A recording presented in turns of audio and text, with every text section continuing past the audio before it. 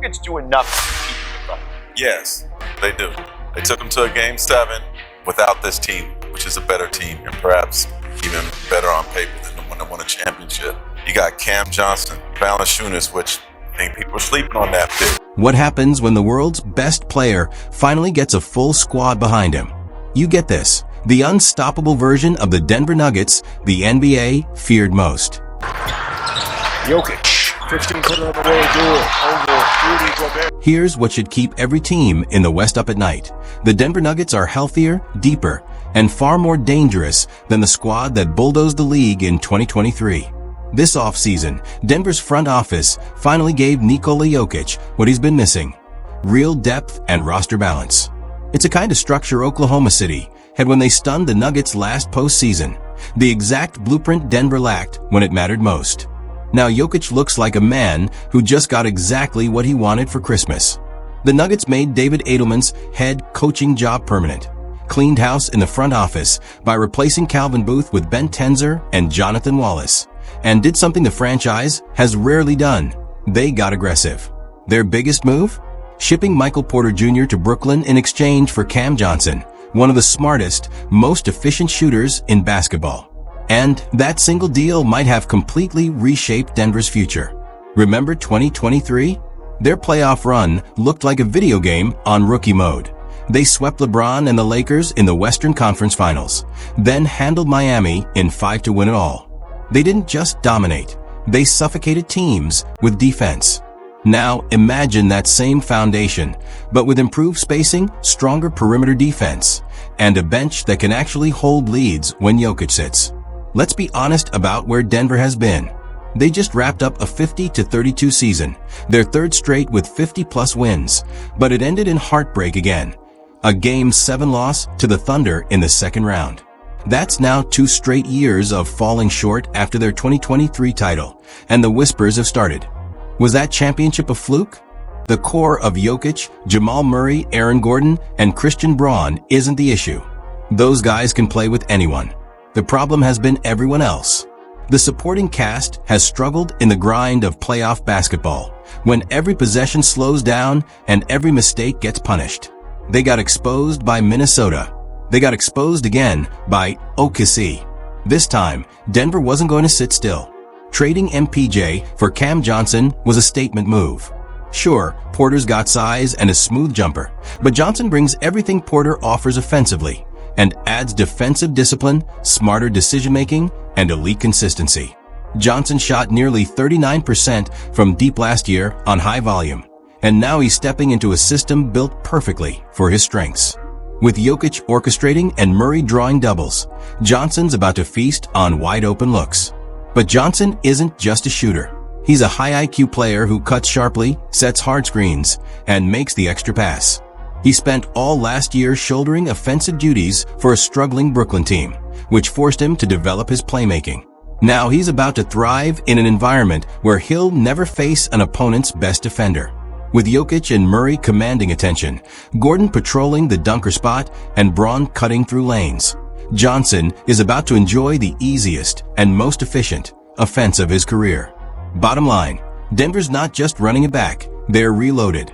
This is a smarter, deeper, and hungrier version of the Nuggets, and that should terrify the entire Western Conference. Schroeder, leave it. Johnson. Oh, yeah! Oh, don't hurt him, Cam. Look it right on the break. He's not just a shooter. He's a legitimate high IQ player, and his chemistry with Nikola Jokic is going to be instant. Both guys see the game at a completely different level, and that's what makes this new-look Denver Nuggets team so dangerous. But here's where things really get interesting. Denver's bench, which has been a disaster for years, at times historically bad, finally got a complete overhaul. This summer, the front office went all in to fix it, and the result is easily their best second unit since the Jokic era began. The first big move? Bringing back Bruce Brown. After leaving Denver, Brown bounced around the league like a suitcase, Indiana, Toronto, New Orleans, never really finding a home. But now he's back where he belongs, and we already know this partnership works. Brown has real chemistry with Jokic. He can guard multiple positions, and he's comfortable running the offense when Jamal Murray sits. We've seen this movie before. In 2023, Brown was a critical piece in their title run, locking down opposing guards, hitting clutch shots, and giving Denver that edge every championship team needs. Unless something broke him during his time away, this reunion is an absolute home run signing. Then came the biggest fix of all, the backup center spot. For years, watching Denver's minutes without Jokic has been pure pain. The on-off numbers were absurd, and while that's a credit to how great Jokic is, it also exposed how weak Denver's bench was at the 5. Entered Jonas Valanciunas. Look, he's not going to drop 25 and 15 every night, but that's not what Denver needs. What they need is a grown man who can rebound, finish inside, set hard screens, and not get played off the floor in 8 minutes.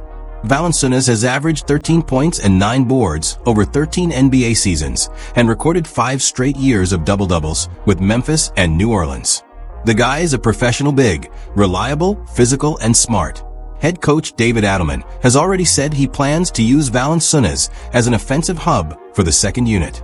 Obviously, he's not Jokic, but he can make the right reads, find cutters, and keep the offense flowing.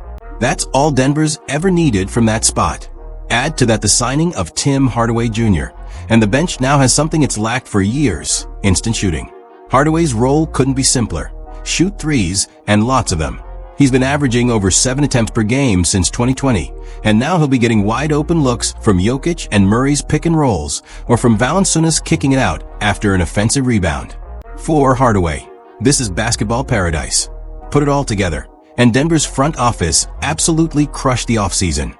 They didn't just patch holes, they reinforced the foundation. And if training camp is any indication, this team might be even scarier than the one that won it all in 2023. The revamped bench has already caught Jamal Murray's attention. And when your point guard, a guy who's been through the wars, starts hyping up the bench in October, that means something. Murray even said it himself, we're going to have a lot of different lineups out there. It's going to be really cool to have all this shooting and defense. We're going to be scoring points and defending at a rate we're not even used to. That's not coach speak. That's a leader who knows exactly what it takes to win in May and June. And he's right. This bench is legitimately deep. They've got size at every position, shooting all over the floor, and versatile defenders who can switch across multiple roles. On paper, it might be the most balanced bench in the NBA. But it's not just about the new additions. Denver still has young talent developing fast. Peyton Watson and Julian Strawther both showed flashes last season and got real playoff minutes against top-tier competition. Then there's rookie Darren Holmes, the X-factor nobody's talking about. One of Denver's assistants reportedly said Holmes is a rotation-caliber player from day one, a two-way big who can shoot, handle, and create his own shot. That's the kind of depth Jokic has never had, not even close. Still, depth only gets you so far. When the postseason hits, championships are won by your top 2 or 3 guys. Can they close games? Can they rise when everything's on the line? With Jokic, the answer is obvious. That part's handled. But what about everyone else? Here's the wild part. The Nuggets haven't had an all-star not named Nikola Jokic since Carmelo Anthony in 2011. 14 years. And they haven't had 2 all-stars in the same season since 2010, when Melo and Chauncey Billups led the way. That streak could finally end this year. Looking ahead to the 2026 All-Star Game, Jamal Murray has a real shot at breaking through. He's been knocking on the door for years, putting up all-star level numbers every postseason. Now, with this reloaded roster and all the pressure off his shoulders, this could finally be his year. Bottom line, the Denver Nuggets aren't just back.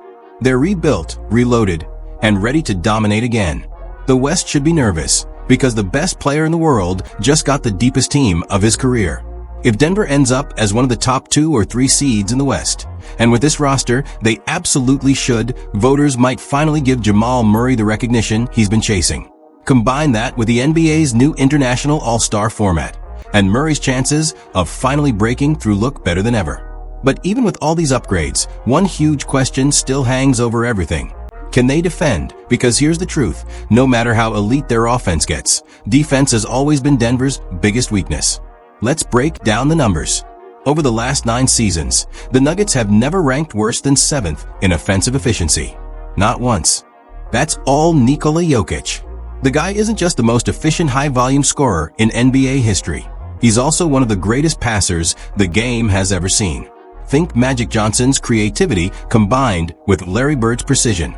He controls the floor like a chess master. But defense? That's another story. Last season, Denver's defensive rating plummeted to 21 SD in the league, giving up 1.4 more points per 100 possessions than the league average, their worst mark in 7 years. Even with Jokic's brilliance, things slipped. He led the NBA in on-off differential. The Nuggets were 20 points per 100 possessions better when he was on the floor, but his individual defensive numbers weren't great.